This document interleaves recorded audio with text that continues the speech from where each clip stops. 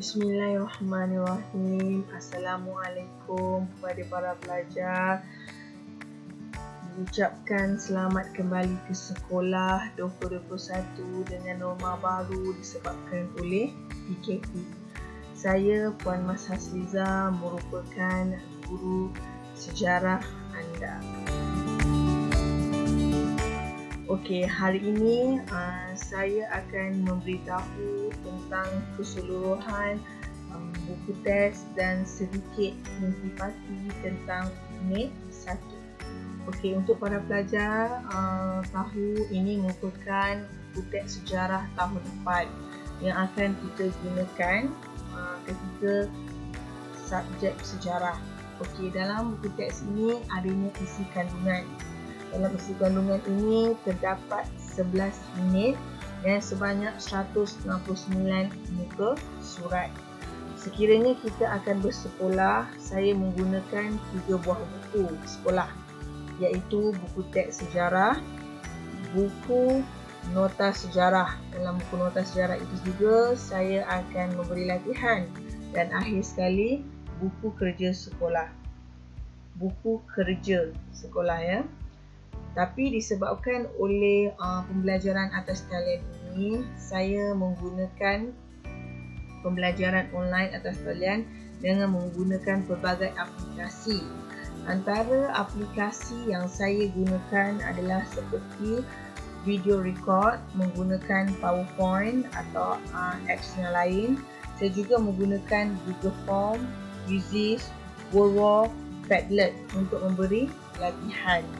Saya akan cuba sehabis baik untuk membantu para pelajar untuk menguasai sejarah, dan semoga kita boleh bekerjasama untuk mendapatkan kejayaan bersama-sama.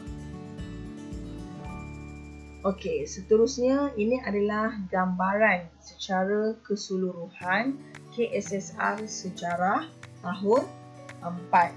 Okey, untuk para pelajar tahu, dalam sejarah tahun 4 ini ada satu tema. Tema dia kita panggil sejarah awal negara. Di dalam tema tersebut terdapat 5 tajuk utama yang penting. Okey, kita pergi satu persatu. Okey. Tajuk yang pertama adalah tentang mari belajar sejarah. Dalam tajuk ini, kita akan mempelajari tentang pengertian sejarah. Apa maksud sejarah ni? Okey. Dan dalam tajuk ini juga kita akan belajar tentang konsep masa, sumber sejarah, kaedah sejarah, sebab dan akibat serta kepentingan untuk mempelajari sejarah. Selain daripada itu, dalam topik ini juga kita akan membuat kajian tentang sejarah diri. Oleh itu, kita perlu mengetahui tentang pengertian diri dan keluarga, serta kita juga akan mengetahui tentang sejarah sekolah para pelajar, dan juga sejarah tempat tinggal para pelajar. Okey, untuk tajuk yang kedua adalah tentang zaman air batu. Zaman air batu ini adalah memfokuskan tentang zaman air batu di Malaysia, iaitu membawa kepada perubahan bentuk muka bumi Asia Tenggara, khususnya Malaysia. Pada zaman ini kita ingin pelajari untuk memupuk sikap menghargai anugerah Tuhan untuk kelestarian alam sekitar. Seterusnya, kita akan pergi ke zaman prasejarah. Okey, dalam zaman prasejarah ini memfokuskan zaman prasejarah di Malaysia. Okey, tumpuan pengetahuan adalah kita akan mengetahui apa maksud zaman prasejarah ini, dan juga kita akan mengetahui lokasi di mana tempat zaman prasejarah ini di Malaysia ya. Dan juga kita akan mengetahui tentang alatan yang digunakan oleh masyarakat pada zaman prasejarah untuk kelangsungan hidup, dan juga kita akan juga mempelajari tentang kegiatan sosial dan ekonomi dalam kehidupan manusia prasejarah ini. Sebab kita tahu kan, zaman prasejarah ini tidak ada teknologi yang digunakan. Mereka menggunakan peralatan yang di sekeliling mereka untuk meneruskan kehidupan seharian mereka. Okey, tajuk yang keempat adalah tentang Kerajaan Melayu awal. Okey, untuk pengetahuan murid-murid, Kerajaan Melayu awal ini yang kita akan pelajari adalah Kerajaan Melayu awal yang terbentuk sebelum zaman Kesultanan Melayu Melaka lagi. Oleh itu, sebelum wujudnya zaman Kesultanan Melayu Melaka, adanya Kerajaan Melayu awal, iaitu sebanyak 10 Kerajaan Melayu awal yang kita akan pelajari. Okey, untuk topik ini, Kerajaan Melayu awal ini, kita akan mengetahui tentang nama, iaitu nama-nama Kerajaan Melayu awal, lokasi di tempat, iaitu di mana Kerajaan Melayu awal ini terbentuk. Seterusnya, kegiatan ekonomi dan bentuk hubungan diplomatik, iaitu hubungan diplomatik ini bermaksud hubungan persahabatan. Mana kita nak mengkaji Kerajaan Melayu awal ini dulu menjalinkan hubungan persahabatan dengan negara mana. Okey. Akhir sekali, tajuk 5 adalah tentang tokoh terbilang Kesultanan Melayu Melaka. Topik ini lebih tertumpu tentang Kesultanan Melayu Melaka. Okey, topik ini memberi tumpuan terhadap Kesultanan Melayu Melaka kepada struktur masyarakatnya. Maksud tokoh terbilang. Tokoh terbilang ni orang-orang yang banyak berjasa ya kepada negara. Dalam topik ini juga kita akan mempelajari tentang peranan sultan, apa fungsi sultan dalam pentadbiran negara. And then kita juga akan mempelajari tentang pembesar-pembesar, pembantu-pembantu sultan seperti bendahara dan laksamana. Okey. Kita juga akan mempelajari juga tokoh-tokoh yang terkenal pada zaman Kesultanan Melayu Melaka ini, iaitu ada tiga tokoh yang terkenal pada zaman Kesultanan Melayu Melaka. Yang pertama adalah Parameswara, iaitu orang yang pertama yang menjumpai Melaka, Parameswara. Seterusnya kita akan juga mengenali tokoh Tun Perak sebagai bendahara Melaka, dan akhir sekali Laksamana Hang Tuah, okey, merupakan tokoh yang terbilang pada zaman Kesultanan Melayu Melaka.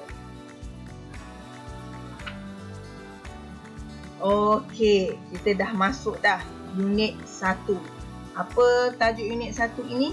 Sejarah dan kita. Okey, dalam unit 1 ini terdapat 5 kandungan, isi kandungan yang kita kena pelajari untuk unit 1 ini. Okey, tajuk yang pertama adalah tentang pengertian sejarah. Okey, dalam unit ini, pertama sekali kita ingin mempelajari tentang pengertian, iaitu maksud sejarah. Okey, sebab maksud sejarah ini ada 2 maksud, iaitu yang pertama pengertian umum, yang kedua adalah maksud sejarah berdasarkan pandangan ahli sejarawan, iaitu tokoh-tokoh sejarah. Okey.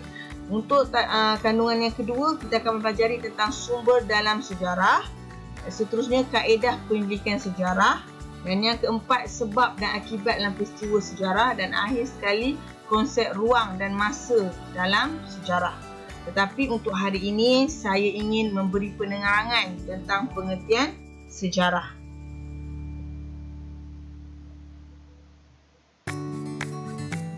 Okey, pengertian sejarah.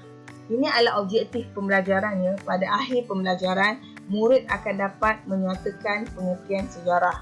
Okey, saya ingin pada hari ini para pelajar habis saja kelas saya boleh mengetahui apa maksud sejarah.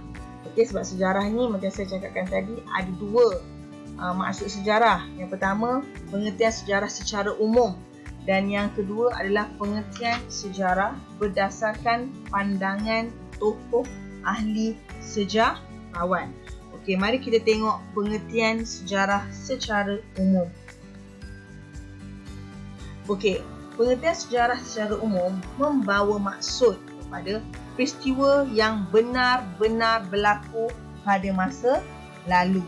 pengertian sejarah perlu diketahui supaya kita mudah memahami peristiwa sejarah.